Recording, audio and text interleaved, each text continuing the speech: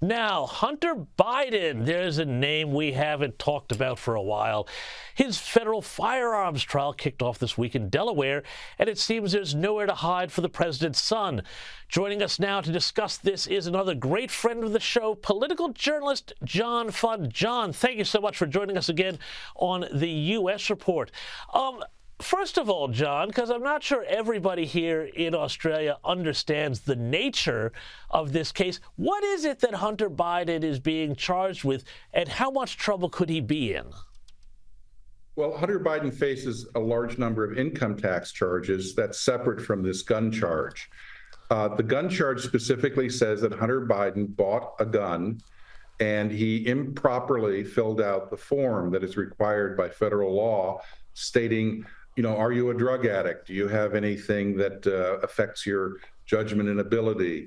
Basically, your stability as someone who would own a deadly weapon. And he filled that out incorrectly because he was a raging crack addict at the time. Yeah, and so some of the crazy things that we've seen in this case here, we had the amazing spectacle of part of his audiobook being played out, his own memoirs, where he talks about how from 2015 to 2019, he was smoking crack every 15 minutes. Now, this can't be great for his defense here, can it? Well, what Hunter Biden's defense basically boils down to is, I was wild and crazy when I was wild and crazy, but I didn't actually do anything.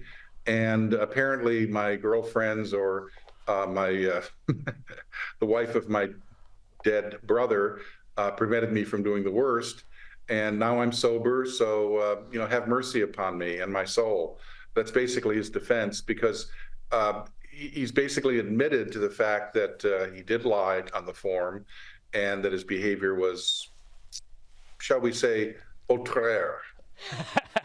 Indeed, indeed. And at the same time, though, it looks like Hunter's own attorney, Abbe Lowell, is going down a real sort of character assassination path here, tearing down prosecution witnesses. There was an amazing exchange where he was trying to stitch up a gun salesman, the guy who sold him the gun, trying to make him seem like some very dodgy character. And yet it came out, apparently, that this guy had about the highest character you could ever imagine. Tell us about this. Is this just all backfiring on Team Hunter?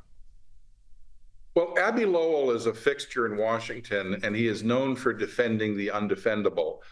Congressman, let's put it this way. If he hadn't been busy with Hunter Biden, he would be defending Senator Menendez and his gold bars as part of the bribery trial that Senator Menendez is undergoing right now. So Abbe Lowell's strategy has always been, scorched earth. The problem is Hunter Biden, in his own words, has convicted himself.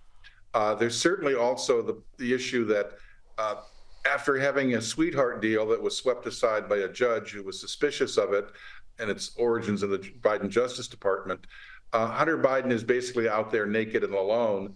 He's going to go probably to jail for a while, even as a first offender. And his father today said, "I will not pardon him." And I think that Hunter Biden is paying the price for being part of the Biden bribery family. And he's the weak link. The Republicans in Congress today subpoenaed not only Hunter, but also Hunter's uncle to provide records as to why so many millions of dollars flow through the Biden family accounts. The problem, of course, politically, for those who want to use this in November, is almost all of this will probably finally come out next year after the election.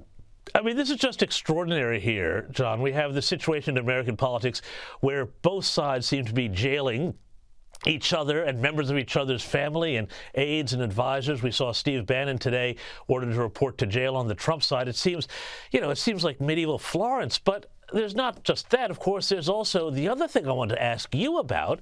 This extraordinary report in the Wall Street Journal, which talked to more than 45 people about Joe Biden's cognitive decline. Now, it seems like this piece has really sharpened the debate around Joe Biden's mental state. Give us your take on this piece, and how is it landing in Washington? It's a bombshell, because for the first time, a credible news organization has gone out and actually talked to people who have sat with Biden, and not just his aides who basically wave all of these complaints away. Joe Biden has never taken a cognitive test as a president.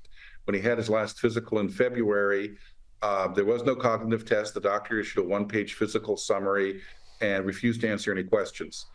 Well, that's not good enough anymore.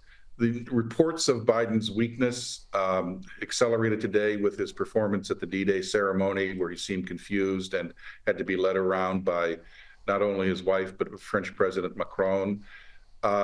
Something is going on here. I think the American people, and this puts aside partisanship, deserve better. They deserve more information than what this White House cover-up is revealing. And what they need is a cognitive test of President Biden, monitored by independent medical researchers, and they need those results. Unfortunately, we're not going to get that.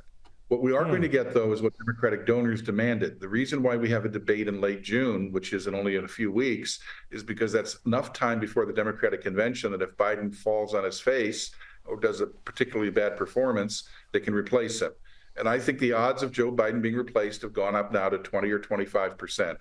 The only problem, of course, is Kamala Harris, because they don't substitute Kamala Harris for Biden, because that's perhaps even a weaker candidate than Biden is. John Fund, thank you so much for your time, as always.